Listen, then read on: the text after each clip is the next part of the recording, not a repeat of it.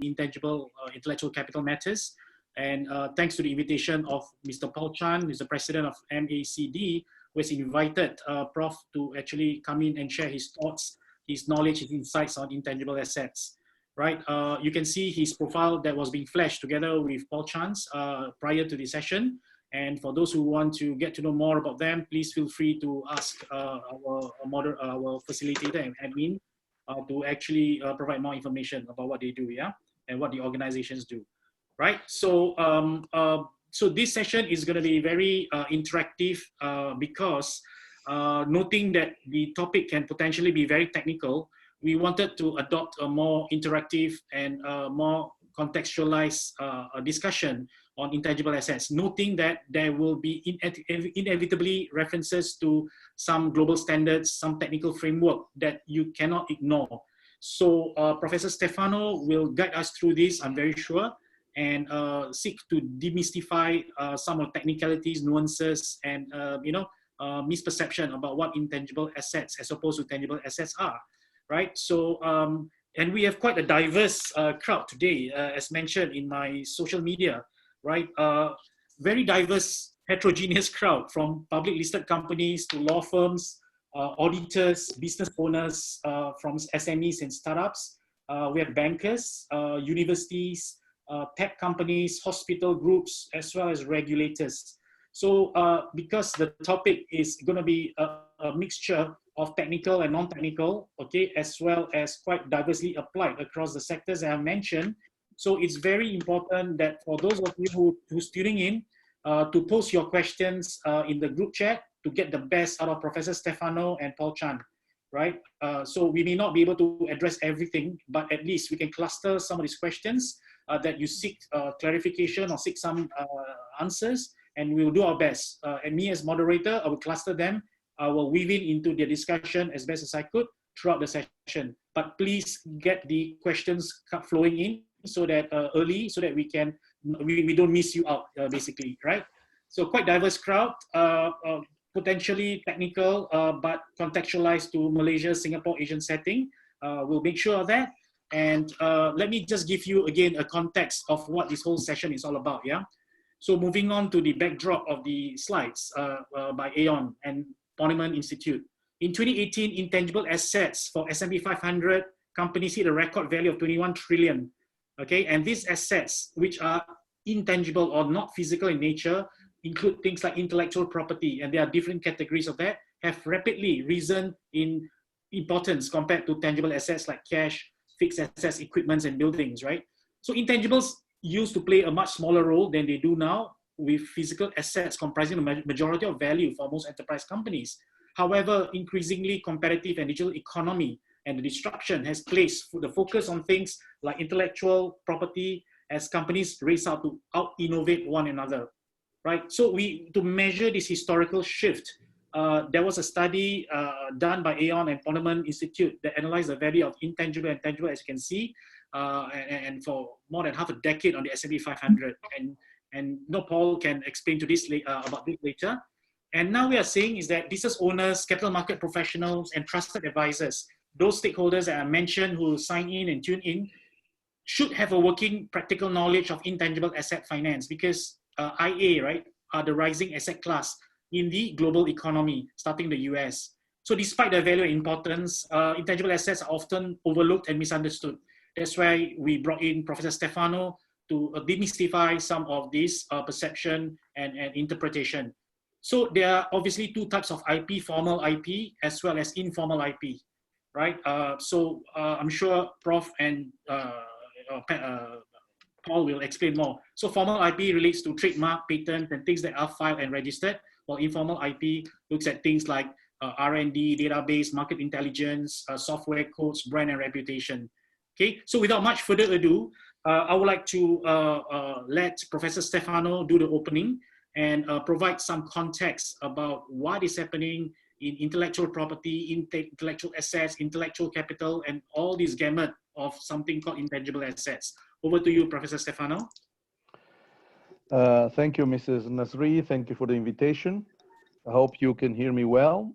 And the topic of intangibles is fascinating. and in particular, in the last 20 years or so, the importance of intangibles has been recalled by our chairman, has become more and more prominent.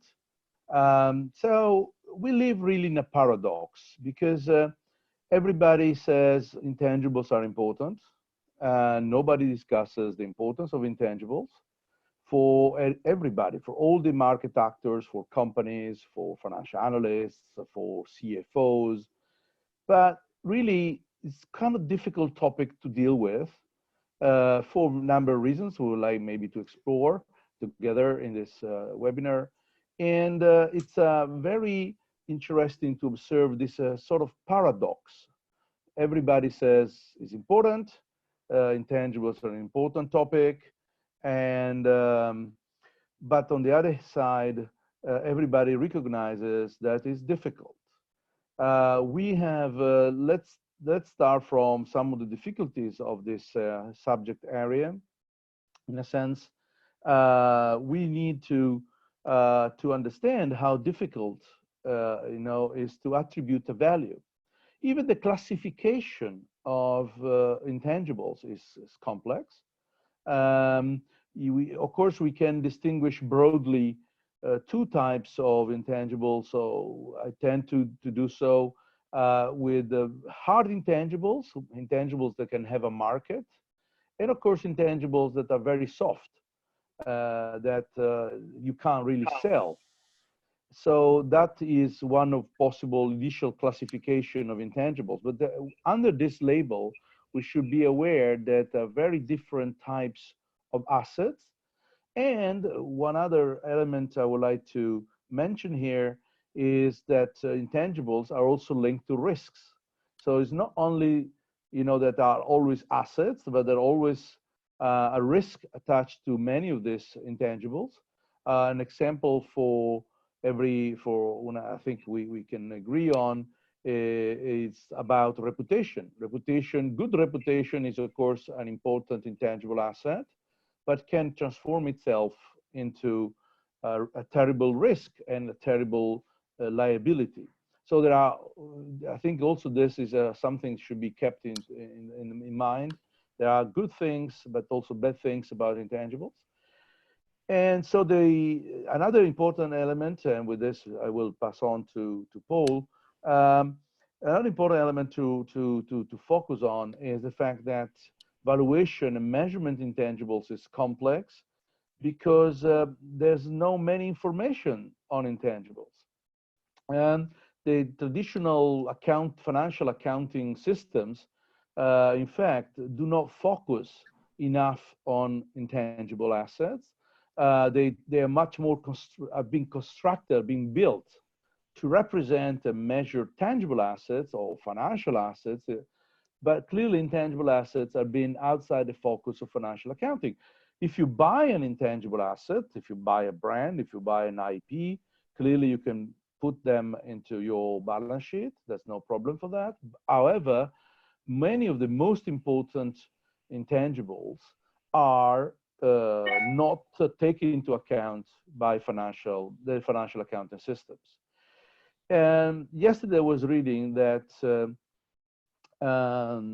this kind of paradox, importance of intangibles and lack of information about them, is becoming more and more prominent also in the United States.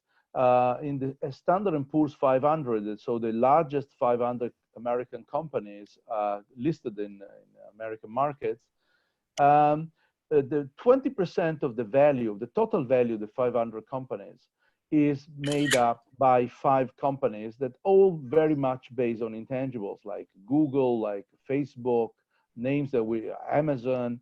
So these are companies where the intangibles play a very important role. And the valuation, so it's incredible how important then the intangibles-based type of companies they might have on the market. However, on the other hand, we have a problem with information on intangibles, at least traditional financial account information. This doesn't mean that we can't have information about intangibles. It's the fact that the rules, accounting standard rules, are not being helping us to detect, to collect information for about intangibles, and then useful information for valuation. So that is also part of of the problem about intangibles. So I leave it on to Mr. the coordinator and Paul. Thank you so much, Prof. Speaking of valuation, right? I would like to draw everybody's attention on this particular slide about the valuation of Southeast Asian unicorns. And you also brought out an important aspect about the limitations or inhibitions of the accounting standards, right? So if you look at the screen that talks about the valuation of Southeast Asian unicorns, right? The concept of measuring intangibles and incorporating them as part of an M&A transaction, certainly we've seen that they have helped a few companies gain much success by attracting high valuation multiples between willing buyers and willing sellers. From WeWork, for better or for worse, to Facebook, Airbnb, and Tesla, and not to forget the Asian unicorns as shown, right? So you can see that these are the recent statistics. Miza, can you please show the valuation of Southeast Asian unicorns, please? So the question is, even for non-unicorns and outside of M&A settings, why would intangible assets recognition be an important step for business? You talk about all these, rigidity of accounting standards, but why would these be important for non-unicorns and those that are not planning to do any M&A or fundraising? And the question here is, are there real benefits if they were to recognize on the books or even off the books? How so, Paul? And maybe you can provide some perspectives and evidence against or for this statement, along with Professor Stefano after that. Thank you. Okay. Can I present something on the screen? I can do a screen, right? Yes. Okay. Now, before I do that, okay, let me see whether I have this information here. One moment.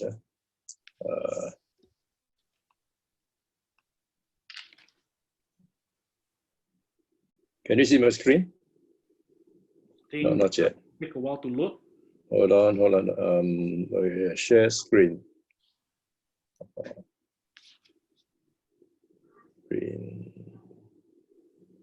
I should go to the screen, share screen, isn't it?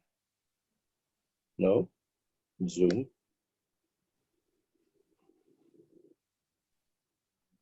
Google Drive. It's under the screen side, Nazri. Do I press what? Share. Hamiza? And then you have to connect to your link. There is no, yeah, I have a share here, but is it under photo? Just click. iCloud. Click Share where? screen. Yeah, I clicked share screen, that's right. I did already. The last time I did, I managed to do it. Maybe you can pass over the file to us. We will do the necessary. Maybe you can start explaining in the interest of time, Paul. Thanks. Okay, all right. Maybe very quickly, okay. Now, what I'm talking, just now, Professor was talking about one of the biggest challenges in the accounting side is the standard to be established. I'm going to speak from the perspective of director side, right? We are the directors organization, and the directors is the overall fiduciary duties and responsibility to the company. And we get information generally from our auditors who certify true and fair of our financial accounts and present to the board and so on and so forth. But as Nazir just now mentioned, 45 years ago, the companies, most of the companies are measured by the value of the tangible assets, 83%. But today's environment is less than 16%. And 80% of the companies today are on intangibles. So the biggest question for the board of directors is that we present these financials to our shareholders and stakeholders as a true and fair figures that our auditors given to us. But the big question is, are we presenting the realistic value of the company? Now, we need, in time to come, I can assure you that the proxy advisors, those who are advising the investors, they will raise questions like that to the board. So we have to be ready for that, okay? And this is actually true over the other market as well, whether the European market, the Asian market, the Shenzhen Stock Exchange, or the Nikkei, or the Kosdaq of South Korea. Now, all this has a very large number, a very large percentage in intangibles in their the value of the market. Now, we did some analysis for the Malaysian market, the top 100 companies. What we found was that based on the valuation of the company, that's the market perception of value of the company, 29% of them are not reported in the audit, on the audit account, because those are intangibles, all right? And to further break down, of course, the highest level of intangibles value of the company are in technology company. From Malaysian, the top 100 companies, 85% of value of those companies are intangibles in technology company. Telco and media is 74%. Even healthcare is 67%, right? So it goes down the line. The big question, therefore, from the board perspective, we ought to be raising questions like that. What is the difference between the market perception of company value and the financial book value? Now, we are using Zoom right now. If you look at Zoom today, Zoom has a market cap of something like 48 billion today, right? And I look at the total equity Zoom has is only 834 million. So you're talking about a book value per share is at $2.99, whereas the market value of the share today is $175. So that gives there's something like a value multiples of Zoom today is something like 58.5%. So I look at the balance sheet of Zoom. Actually, those are the figures that I got, but the market value of Zoom is totally different. To bring us closer to the local market, right? I always quote Grab because it's a Malaysian homegrown company. Now, Grab has a share capital of 370 million, all right? They make an accumulated loss of something like 350 million and as at the end of 2017. And yet the market value of Grab today is at that point is 14 billion, making a multiple of something like 37.8 times, okay? So if I want to present something like that to my board, I have to justify why is the market perception of the company value and the book value is so much different. Of course, we realize that it is really the intangible part of it, which we cannot quantify, right? And you know, some genius here has given the why the accountants are looking into only recognize intangibles in the balance sheet. All right, there is a standard they call it IAS 38. All right, it's a condition for capitalizing intangibles. All right, there are some maybe this probably not an accountant or a communication guy. He put up that the IAS 38 is just like a pirate, you know. To qualify to put in as intangibles, the value of this intangible as an asset. Number one, there must be a probability of future economic benefits of your expense, right? That's the first P. I stand for intention to complete and use and sell it.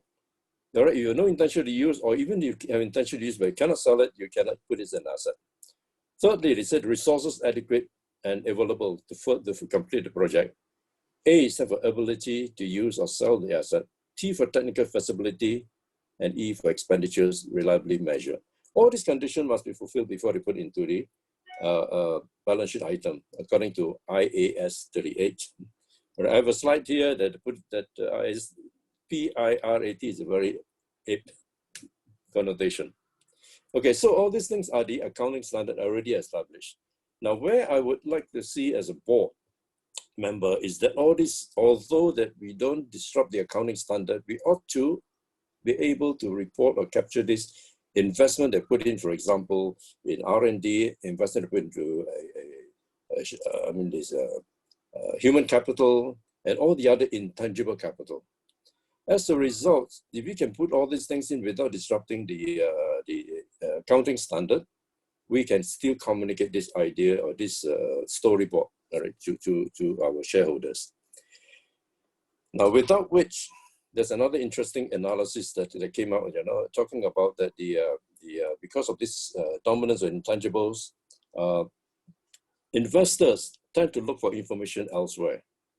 And that's a study made, you know, by two professors in the University of New York, I think.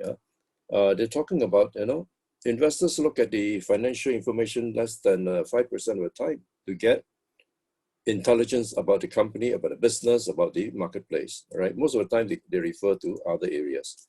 So if we do not see this, we are missing the point totally and we'll be out of the market, right?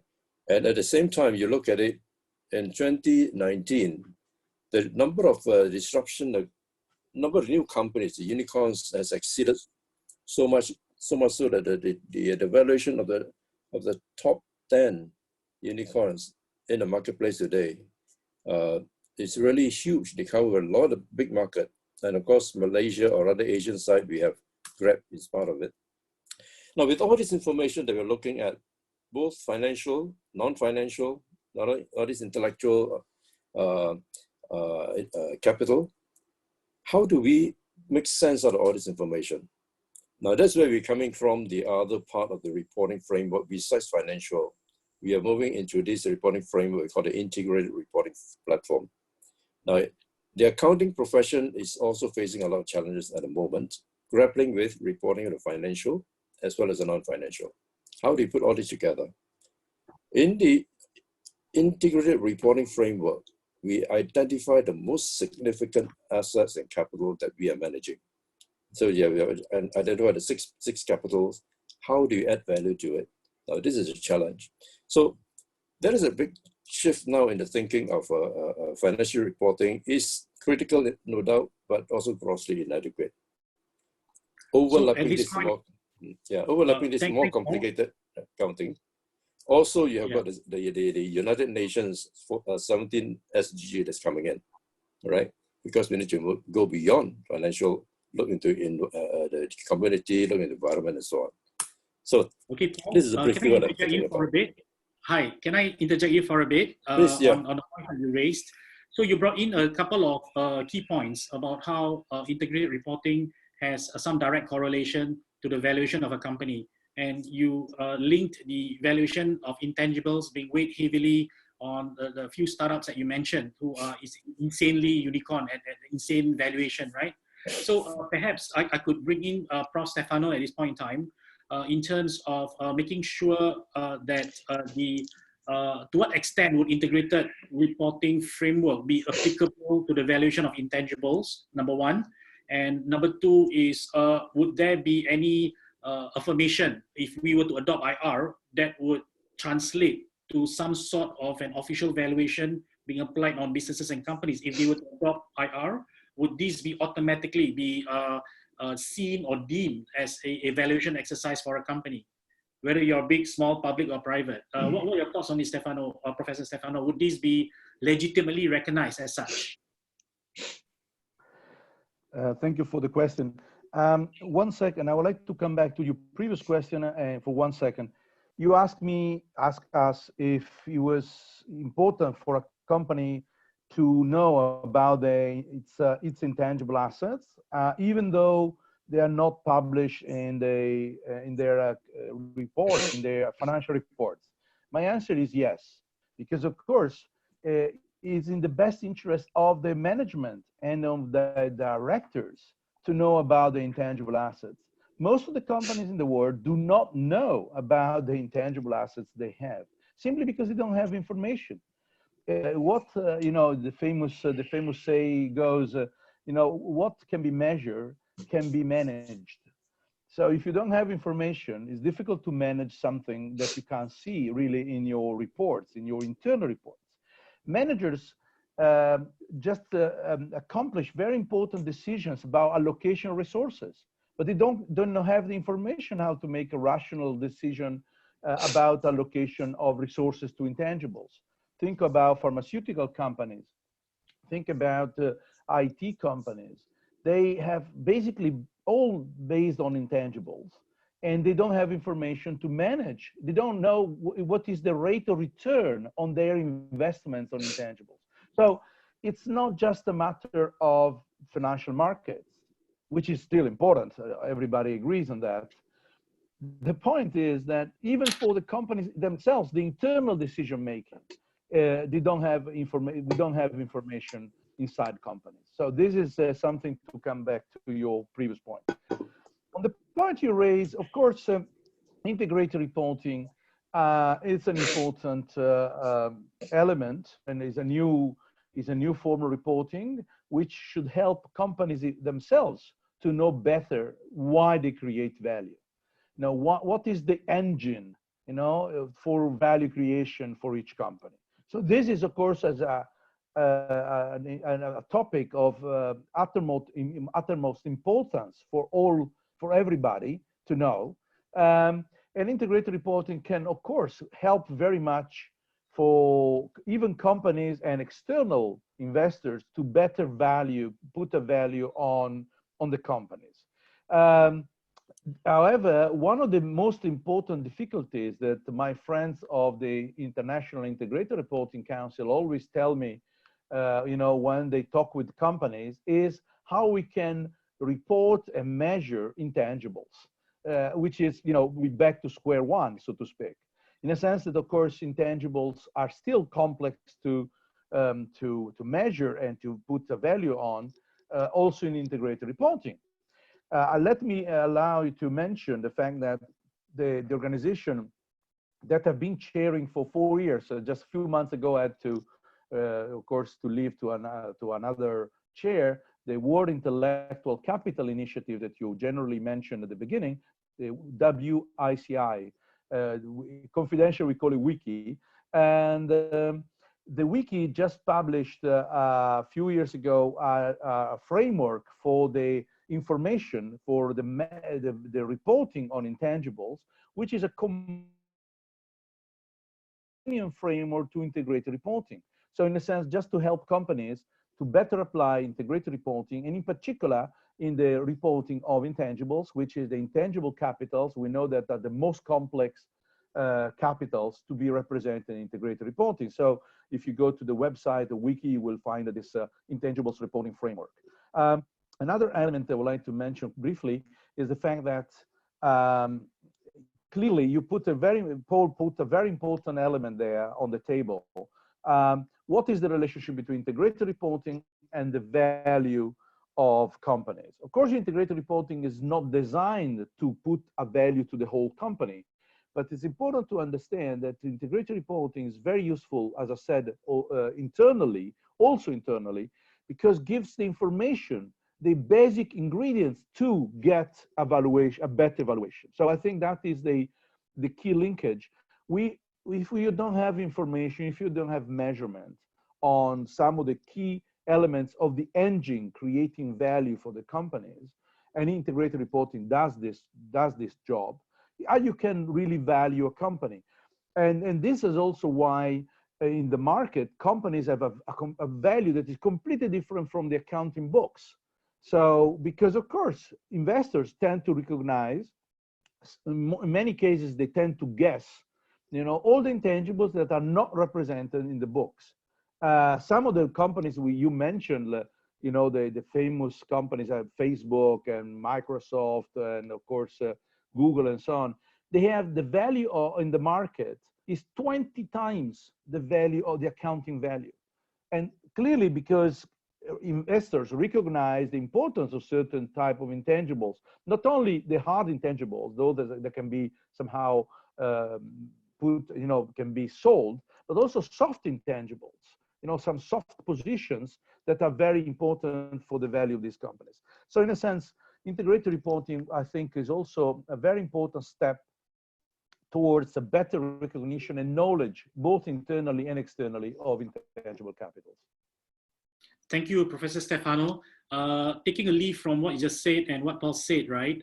There is this still hanging, lingering question, if I am a non-unicorn and I'm not doing any fundraising and information is so hard to get, right? So these are the, what called obstacles or a perception about the true value of measuring intangible assets and reflecting the books. Why should I value my business? If a businessman comes to you, he's been running his practice for 30, 40 years and getting regular income all the time, right? And he doesn't see the need to value his intangibles or reflect intangibles because he doesn't see the need to raise any funds, do any M&A, going for listing, for example. So how would you respond to individuals like that sees intangible assets as a quote unquote a fluffy invisible force that may not benefit him or her, right? So how would you turn the tables around and convince him or her that intangible assets benefit them in 1, 2, 3, 4, and 5. What would that statement be for the skeptics? Perhaps I can channel to Paul first before relaying back to Stefano. So I'm talking about non-unicorns, non-M&A, very traditional, very rigid, or faced with very rigid management who doesn't believe or understand intangible enough. How would you educate them in this way? Paul, over to you.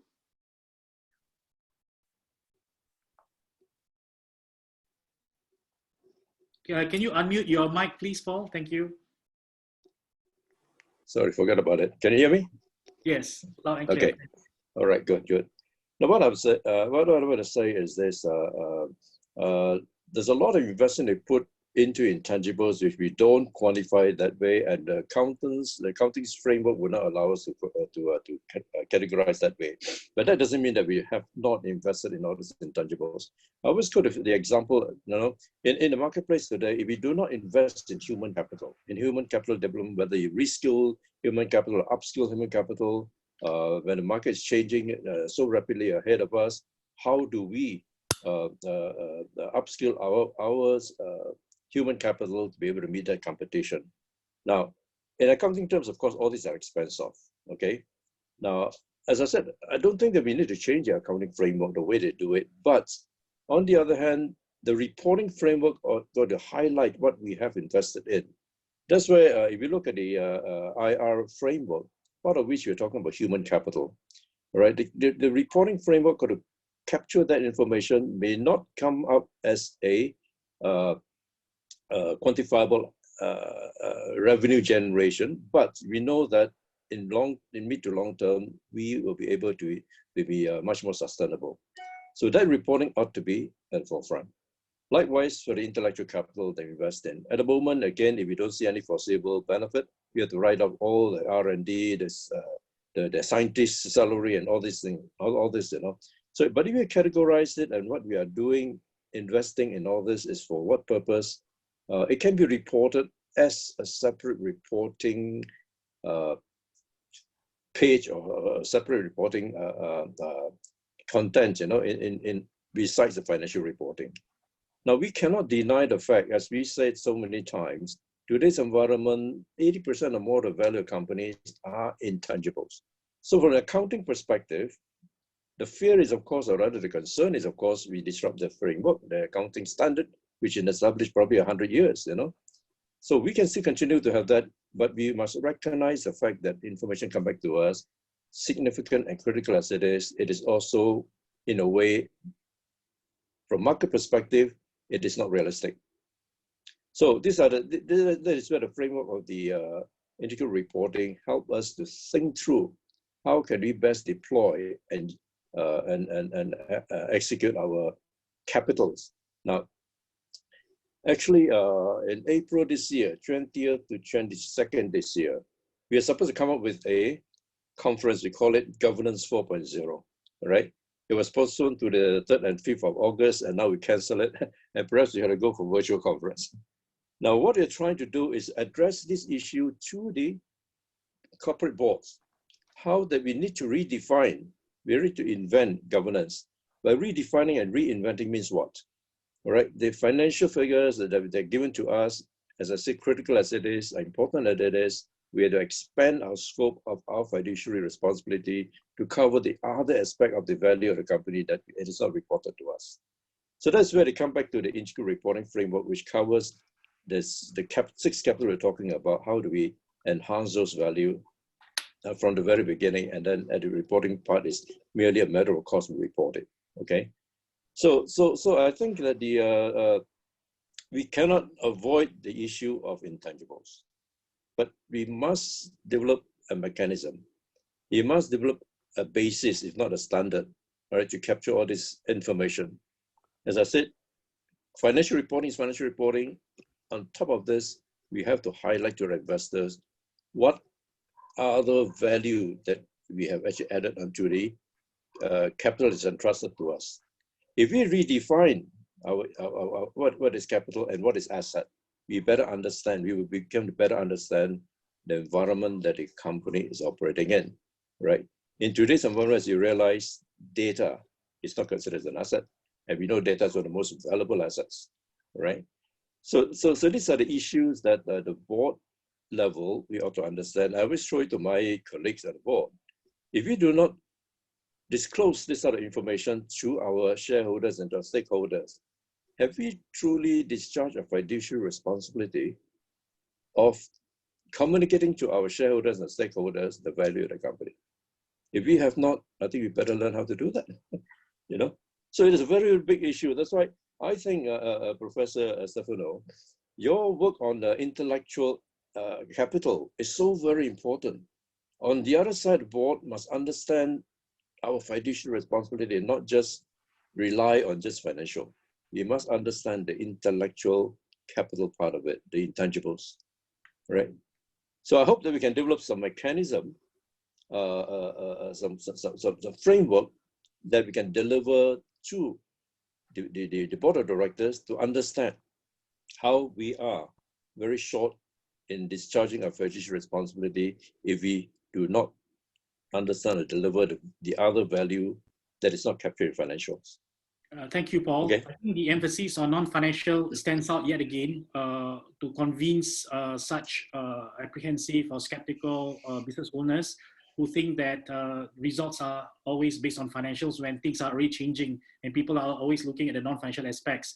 I would like to take this moment to reflect on the group chat that has a couple of questions that are quite interesting, very practical questions, where I think I know Dr. Yan from a particular university, and she's talked about, the priority for businesses now is surviving on cash flow and securing financial capital, while Roger mentioned about linking to that question, how receptive of banks financing on intangible assets. That means using intangible assets as a form of financing, yet at the same time, businesses are also scrambling for cash, looking for cash for survival, right? And yeah, Dr. Yan is from Help University. Yeah, thank you.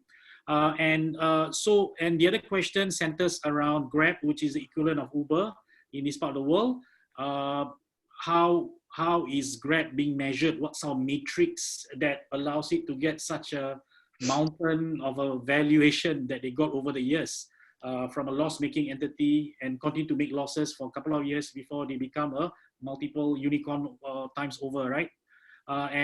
So with regards to these two questions, maybe Professor Stefano would like to take any one or two of the questions. Yes, thank you, Mr. Nasri. Let me answer to your very important question, and I'll come back to this too. Quickly, why a company that produces, a normal, standardized type of flow of income should be worried about intangibles, you said. And I would like to come back with 3 or 4 points quickly. Why a company, even a small and medium-sized company, which are very important in Italy, like also in your countries. First of all, are you sure? What I would say to the entrepreneur, to the CEO, to the founder, I would say, why your company is creating value? And if we go and go in depth, so in this way also I answer the first question. If you go in depth, after, behind the cash flows, you will find intangibles. Because why you produce these cash flows? Because I have good products. Okay, why you have good products? Because I have a good organization, I have a good way to organize things, I have a good human capital. And so the more you go in depth, the answer you will find all the time is that intangibles are very relevant for those $15, right? Of your that you produce in terms of cash flows. So behind the cash flows, if you go more in depth in the things and you consider the company in a more depth, you will find always intangibles. Another thinking I would like to suggest to this entrepreneur of a small and medium-sized enterprise is the development. You develop your company through investments, not only in intangible assets, but especially on intangible assets. And if you think about Industry 4.0, for instance, is not only about technology, but is about technology plus intangibles. You need competences, you need a different organization, you need a leadership, you need IP. So basically, intangibles are so pervasive in all the phases of the life of a company. Reputation, if you want to develop, you need to develop your reputation. My reputation is an intangible, after all. So another important element to consider is early warnings. You need early warnings about the state of financial health of the company.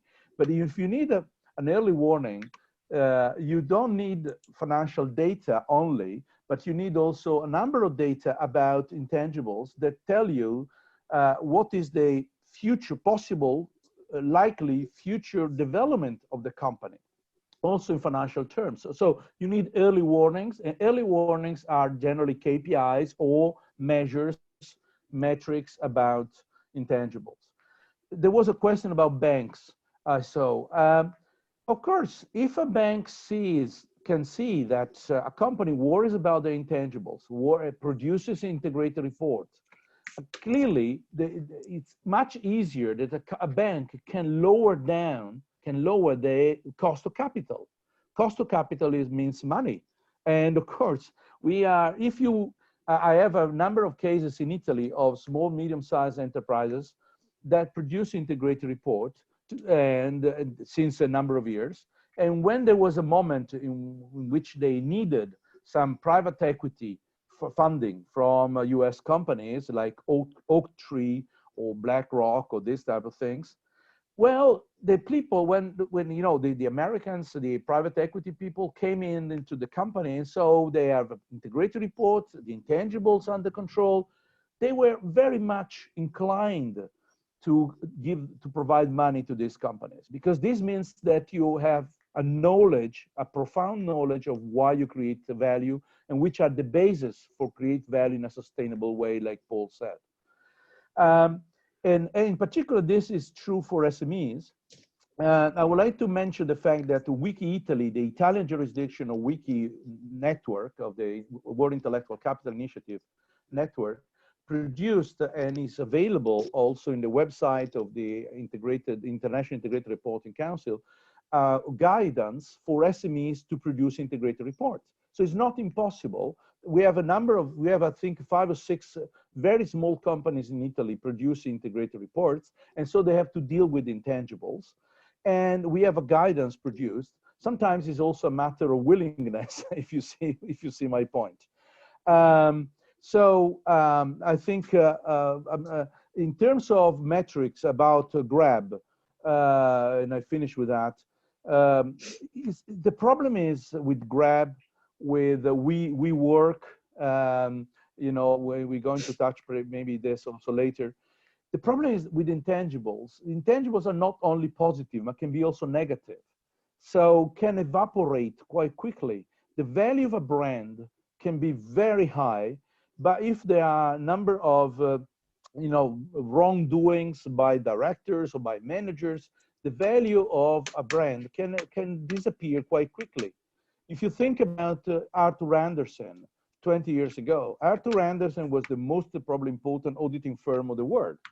And they disappeared basically in 1-2 months due to the Enron case, the misdoing, you know, the wrongdoing linked in the auditing practice linked to the Enron case. So in a sense, the most important valuable brand and company in the auditing profession since 100 years of life, glorious life, disappeared in less than 2 months. So in a sense, the metrics can help us. This reinforces the problem that we need metrics to understand intangibles, but also we should be aware there are risks, very high risks linked to intangibles. Intangibles can generate lots of value, but they can also disappear and create lots of risks if they're not well managed. So that will be also my answer to the colleague listening to this webinar. Thank you. Thank you, Professor Stefano. Again, I would like to pose this question back to you on the issue of SoftBank and WeWork, the famous story, right? So you talk about intangible assets having negative value or value that will decline rapidly as much as it rose, you know, in recent times. So what is your comment about this incident? Whereby now the Masayoshi Son says that he's foolish to invest that much to WeWork at such high valuation. And if you look at the next slide later on, you will see that the valuation of WeWork has declined quite rapidly. So number one, where did they go wrong? I mean, it's always too easy to say on hindsight, right? But it also boils down to the matrix that they probably use. What would be the matrix that you could have used I know it's not the forum to give a full answer, but what will be the OB markers or the key indicators that would have been the right or optimal way to value a company based on non-financial measures like WeWork? Over to you, Prof. Stefano. Well, I know a little bit about the SoftBank WeWork case. It's not the first time that companies and managers got it wrong. So in a sense, it's part of the human human nature. I don't think it exists only one metric that can solve the whole problem of the world. So I don't think to be so naive to think about this. I think clearly WeWork was basically a startup, and of course in these cases, even more in these cases, you need information not only about strategic plan but also about the intangible resources, because as I said, in the development phases, like a startup, of course, company, you need information about outside the financial accounting system. So in a sense, I don't think that, as I said, there's a magic wand to solve the problem of the world, because that would be too easy. But I think maybe they should have been more cautious in asking for more information, more updated information, given also the level of investment they had in this company. I think they should have asked every 6 months a very detailed reporting on a number of non-financial issues linked to intangibles. I think that I don't want to say that this would have avoided the problem, but clearly, as I said, these metrics about intangibles run a very important role as early warnings. So in a sense, before getting so much involved with 18.5 billion of dollars, I would have asked more, more updated information about a number of issues, a number of intangible assets that probably they were not considered by WeWork and by SoftBank. As I said, there's not one single individual answer. Let me just point out, as I'm finishing my short answer, let me point out that Wiki in the website has a number of KPIs that are orientated towards value creation per industry. I saw there was also a question about that. So each industry has different KPIs. We're talking about non-financial information, but non-financial information can be very relevant together with the financial information and valuation, of course.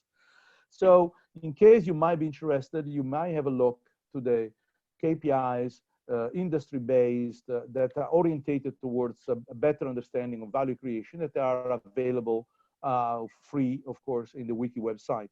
As I said, it's difficult, impossible to say with hindsight, as you just said, Mr. Nasri, if SoftBank would have avoided such a huge loss. However, a little more attention about metrics and measurement and valuation about intangibles would have helped to get a better understanding of the deteriorating situation. Thank you so much, Professor Stefano. Let me group 4 to 5 questions into a set of framework. We have probably got the last 10 minutes to go through this. Questions that came in can be classified into 4 categories, right? The types of measurement, the process of measuring IP or intangible assets, number one. Second one is the KPIs that you mentioned. What will be the matrix or indicators that need to be looked at? And there's no one size fits all. It varies from company to company, sector to sector, and stage of business life cycle, right? So one relates to process of measuring it. Second is the KPIs or indicators or parameters. Third will be the classification, okay? Classification of IPs. Like for example, a question by Rizwan Aziz talks about number of vehicles, drivers, riders for Ubers or Grabs, right? That they onboarded, even though those are not financial dollars and cents, but those are database, right? Those are database, this is a network, the supply chain, whatnot. So this relates to the point that I'm sure either one of you could address it about issue of classification, because to me, to my knowledge, that is still considered intangible assets, right? When you talk about data, network, supplies, riders, that does not directly mean dollars and cents upfront. So with these three types of questions, then we versus a question posed by Azhar Osman, okay, whereby, okay, fine, we define intangible assets, we value them, we assess what the components are, we classify them correctly. Now, in times of COVID and post-COVID, right, if those assets do not generate enough value, okay, and I'm sure Paul will answer this from an accounting standpoint, what do you do with this intangible? So should it be debunked or write-off, written off as intangible completely, or could there be some residual value arising from the intangible assets? Because prior to the storm, it worked. After the storm, because they didn't change, it collapsed, right? So how do we treat that situation? So I recap again, the three questions map against the intangibles in the future, right? KPIs and classification, as well as measuring KPI, measuring intangible asset, which Prof. Stefano has mentioned, and then taking care of intangibles going forward. Gentlemen, please. Paul, you want to jump in? Okay. All those metrics you're talking about, especially look like Grab or some other icons, I mean, this unicorn, we were operating in a normal process pre-COVID, but the world have changed completely. I think no matter how much you plan ahead, even for many companies, they are totally didn't expect this black swan situation, right? So, but having said all those things, I think, again, I'm talking about it from the board perspective. We really must be very agile on our feet, right? Yes, at those times, when you're talking about the matrices for Grab, yeah, they measure the number of registration, the number of vehicles, they look at the population using all this transportation. It makes a lot of sense. But what is also significant to me is that they study into the marketplace. What is a market development like? Where is a market moving? So relating to the financial information here, why I say that it's critical and yet it is not realistic if you just rely on that is because if you don't look into the marketplace, we will be missing out the point. And the marketplace is where I would say really raise the value of intangibles in technology. All right. For example, I mean the e-hailing services. They very much engage in the GPS, the apps and all this stuff, So that is the part I would say from the board perspective. We have to look beyond the financial information. There's one very interesting study, as I always quoted, is in this book they call it the end of accounting. Much of the information actually comes from market intelligence. Much information comes from forecasting, analyst forecasts, all this information that fit to the company for us to make decisions. So at the board level, I would say this, all right? Now we talk so much about corporate governance, which to me are all the model stuff because we have gone through so many years of it. The inclining thinking is that the board ought to be adopting what they call adaptive governance. In adaptive governance, what it means here is that a lot of things are happening and a lot of moving parts happening outside. How do we respond to it? How agile are we? How fast are we going to change? Now, this is what is coming up because actually nobody knows the future. But if you have adopted the attitude of being agile and adaptive, we should be able to come out of the storm, despite whatever the storm it is, all right? Of course, you would expect that basically the company must have cash flow. If the company doesn't have cash flow, it's very tough at this time. So that's the thought, adaptive governance attitude. Right? Okay. Okay, Professor Stefano, your thoughts? Yes, number of difficult questions altogether. We have a very active audience here, Prof. So, as I said, first of all, I think we should start from the fact that financial accountants probably are not the answer, are part of the problem, really. I'm a financial accountant too, so that's is a self-criticism, of course. So clearly, if you think about in a normal valuation, you have a numerator, which is generally cash flows, and you have a denominator that you have risk, basically. In both, intangible assets have certain characteristics that can influence both the numerator and the denominator. In this, I think this should be kept into the picture. So financial is influenced by intangibles.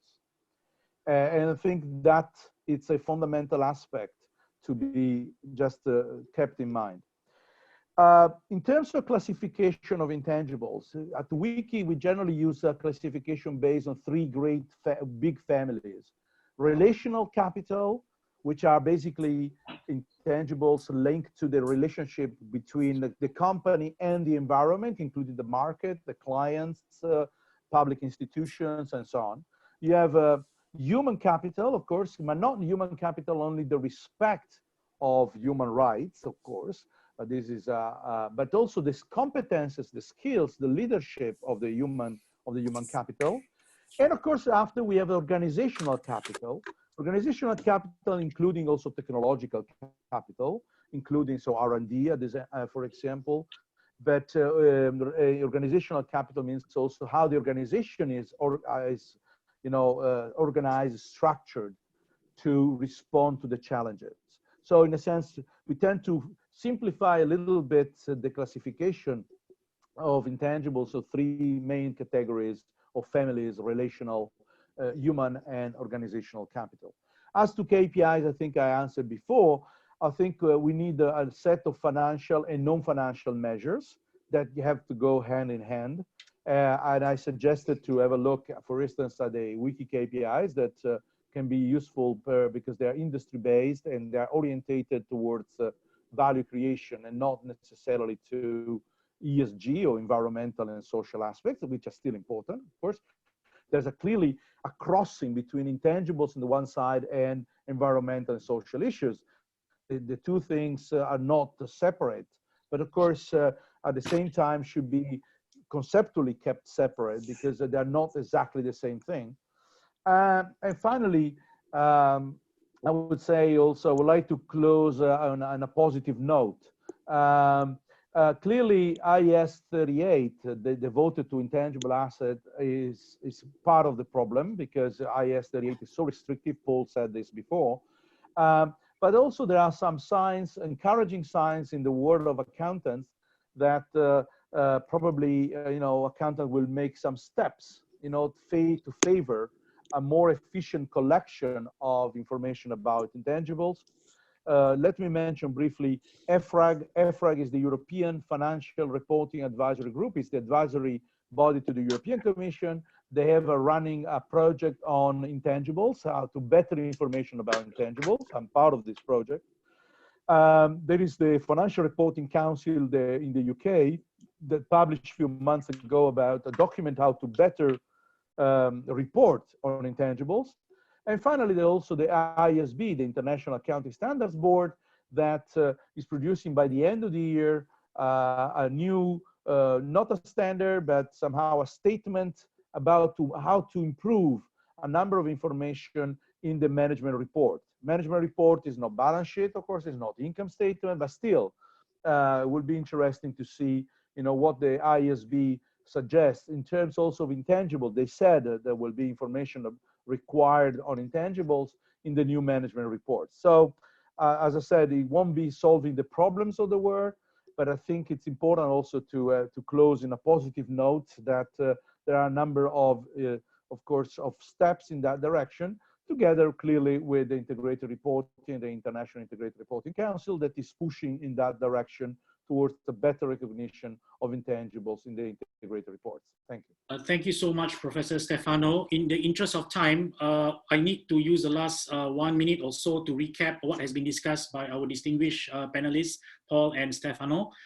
Basically, intangible assets obviously relates to the non-financial measures. There are more than 20 categories of IA that any businesses, any industries would be exposed to, and ranging from databases, supplier network, branding, systems, software codes, etc. And these are what some of us call it matrix or KPIs, right? Now, can the issue of whether IA can lead to extra funding, extra valuation, it has been seen empirically that the unicorns that we've seen and even the non-unicorns have successfully used certainly not their earnings, certainly not their cash flow as a basis to boost their valuation. And this definitely relates to non-financial measures, right? So our group itself have done more than 20 over valuation of intangibles. And in this case, we've noted that those intangibles that can lead to future economic revenue or even historically generate revenue, it could be used as a basis for funding even from the banks indirectly, because that will be reflected in Singapore, for example, into your paid up capital, right? With a higher paid up capital as opposed to a $2 paid up capital, you can certainly get better debt equity ratios and hence lesser leverage in the eyes of the financiers. As far as the VCs are concerned, they definitely look beyond your bottom line and your cash flow, and they look at your top line growth, traction, etc. So then the question begets, whether this IP or IA, right, should be reflected on the books or off the books, right? Should a company pursue an exercise where they carry out, all this information gathering, all the 6 C's, 6 capitals, 5+1 capital, right? The sixth one being financial. So do we reflect this on the books or off the books? If we reflect on the books, what will be the cost benefit, right? Obviously, you have to set aside a lot of time, resources to get that recognized on books. If it's off the books, well, we have seen how many companies and startups actually gotten crazy funding, right? Crazy funding and crazy valuation and successful fundraising just being off the books. And we push the onus of proving the value to the investors or to the willing investor, willing buyer, willing seller, right? So then the idea is bringing this on-off books issue into the next step, whether the accounting standards, the IAS 38, IFRS 38 or FRS 38, right, would safely recognize it, would align with it. So I think Paul mentioned, and let me rephrase again, recap again, there are 3 rules that you need to prove that the IA can be recognized or can be incorporated in on books, right? Number 1 is there must be control. It must belong to you. It must belong to you.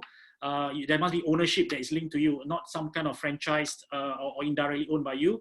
Second is that there must be future economic benefits.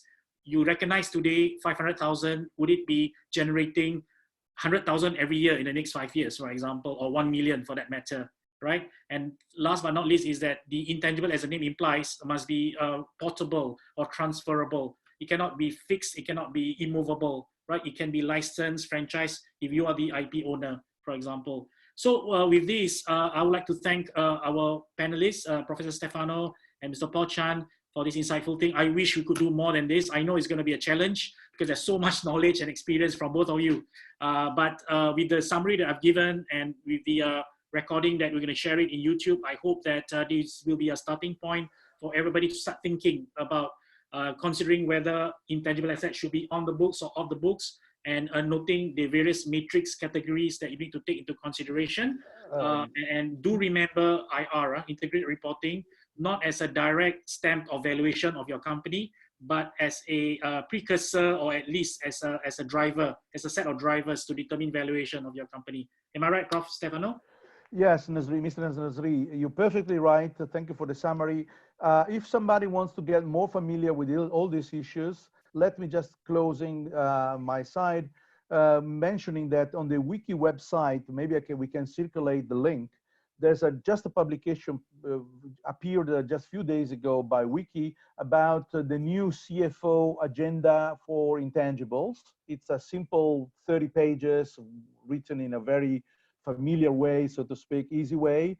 And you can even comment on that till the 30th of June. So it's a public consultation document. I would like to distribute this through your organization if you're happy. So many people can also get more familiar with this type of topics.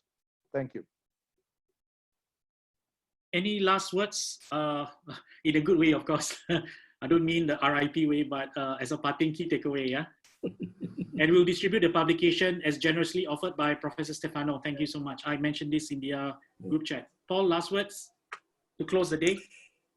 Well, thank you very much for the opportunity to share this thought process with all our participants. And I really see that we are on the verge of what I call the paradigm shift in the way we do corporate reporting. Or from mere financial to a much broader reporting, whether it's going to be integral reporting or whether it's going to be including the intellectual capital and all those things.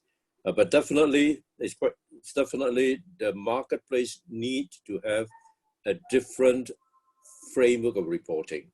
As I mentioned that just now you quoted the Aon company, right? To me, the CEO of Aon is really crying for help because they said, a company that they put a risk premium onto, from the financial figures, you can only get 25% of the value of the company. 75% of them are intangibles, and they are not catching up with that. Who is going to help them? If it is not going to be the financial professional or the accountants setting some form of a methodology, some process it in, this will be still an open challenge, right? So what I would say is that we realize all this intangible stuff, we realize that the impact on the market, but we have not got a good grasp of how to handle it. So perhaps it could be the accountant's domain, it perhaps could be a financial analyst domain, or whoever the domain is. We investors definitely need to have a more comprehensive reporting regime, right? This is where we're coming into. I know there's a lot of open-ended question, but if we drive towards some structure, which integral reporting is trying to do. It is not perfect, but at least cover the most essential part of reporting, you know. Okay. Okay, thank you so much, Paul. With that, I would like to close this session. Once again, special thanks to our fellow panelists, and we hope to continue to engage everybody with the second, third, and fourth episode from MACD and MyFinB. Thank you very much, Professor Stefano. Thank you so much. Thanks, Professor. Thanks, everyone. Thanks to you. Nazri. Thank you very much. Thanks for all who participated. All right. Thank you. Thank you. Bye-bye.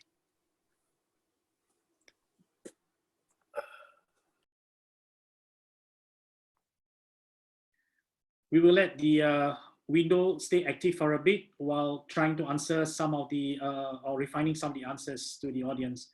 Right, so not sure whether Paul is still there, but anyone who wants to keep on with the Q&A, we'll leave it on for the next 10-15 minutes, yeah? Thank you.